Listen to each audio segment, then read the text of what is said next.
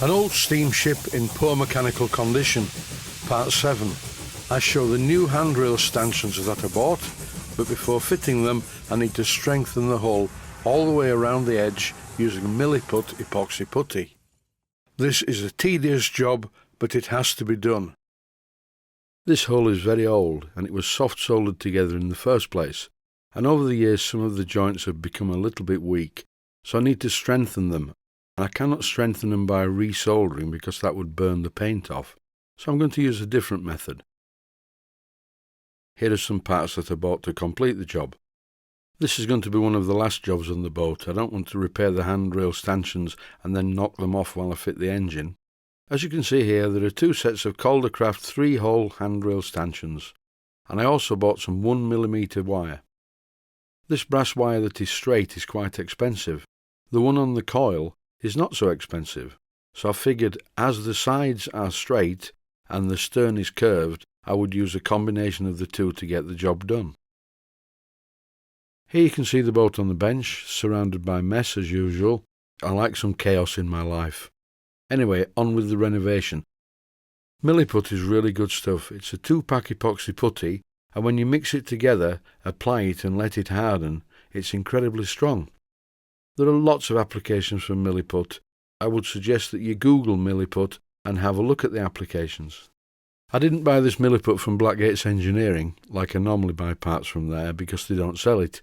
I bought this from the popular auction site that we all know and love. And it's really good stuff to use. I can't sing its praises highly enough. In this clip, I'm showing how I mix it together. I break off an even amount of each of the sticks, and then with my hand knead them together until they are thoroughly mixed.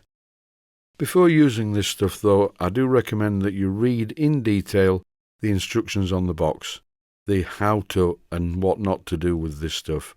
I do it this way, and I'm just showing how I do the job. I'm not recommending that you do it this way. You should really wear some sort of PPE, personal protective equipment, to stop contamination of your body with the Milliput. And whichever way you decide to do it, always wash your hands thoroughly at least twice after using this stuff. Use some plastic gloves and don't touch the stuff if you can help it. What I'm doing here is rolling out a very thin line of Milliput. The easiest way to do it is to do it between 2 pieces of wood because it gives a nice smooth even finish and also you don't have to touch it. Take your time with this and get the roll even all the way along. Otherwise, when you apply it to the boat, it will be lumpy in some places and thin in others. This clip shows me filling an aerosol paint can top with some water, and the water is to smooth the Milliput out. Before Milliput cures, it is soluble in water, so you can smooth out the surface of the Milliput just by using some water. Once again, try and insulate your finger from the Milliput. Here you see me using the Milliput in practice, and you can see how there is a gap between this top rail and the hull. So this rolled out piece of Milliput, when it's pressed into position, is going to securely hold these 2 parts together. If I don't do this, then there are going to be problems. I always do the renovations that you see on here as though I was doing them for myself, not just to do them randomly for people and get them out of the way. At the moment I'm wondering if my life expectancy is going to be long enough to allow me to finish this boat. Here's a piece of Milliput going in on the other side. It's easier to see this because the camera is actually pointing at it. I will be levelling this off with a steel ruler before I finish it. The water makes it very smooth indeed. You get a great finish. The weakest part of the boat by far is where the deck meets the hull. So all the way round I'm putting these fillets of Milliput. I'm being very careful not to get Milliput all over the porthole. There's just enough room above the porthole for it to stick to both the hull and the piece of metal deck edging that goes all the way round. If you're doing a job like this, there's something to beware of. Underneath the deck, it could be sharp. What I've done, it's not on the video, but I had a quick feel around underneath the deck to make sure there were no sharp pieces in there.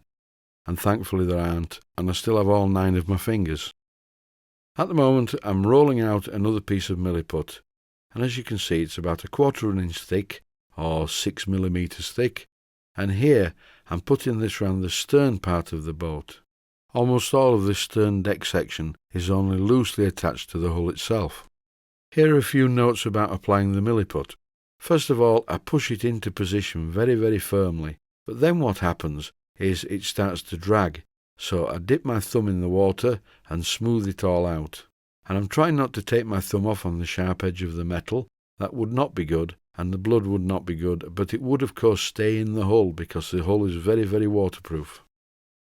So what I'm doing now is working my way around the hull. In the end I did most of the hull. This is the stern part, and you can see the principle is exactly the same for all of it. I don't really know why I'm showing quite so much of it. But the boat's looking good, and you can see how much effort's gone into it. I'm quite looking forward to subsequent episodes because we're nearly at the stage where I can fit the whole thing together. It's pointless fitting bits and pieces and having to remove them to do this job, so the hull is still very much an empty hull. But in the next episode, I will definitely be fitting some components into the hull. The weakest part of the structure was the midships section.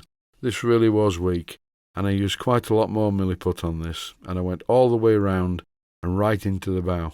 You can see what I mean, the metal is moving as I'm putting the milliput in place. Finally though, when the milliput has cured, this will be very, very strong, and I don't think it'll ever come away from the hull at all.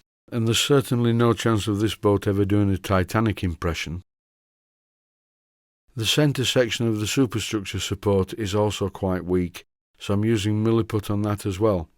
Once it's painted it will look okay. It looks a bit poor at the moment because it's a different colour. When it's all painted white, and of course it is inside the boat, it will be okay, and it will be a very strong job. This is a bit of a tedious episode, but it is essential that the whole thing is strong. Even the superstructure is quite heavy. This entire boat is made from metal. There are some wood parts, but they're only cosmetic. That's it for this episode. Stay safe, stay healthy. Thanks for watching, and I hope you found it useful. Please take the time to visit my Mainsteam Models website and click on the section of the website that says Video Playlists. And by doing that, you can find other videos that you may like to watch. And by using the playlists, you can actually watch the videos back to back.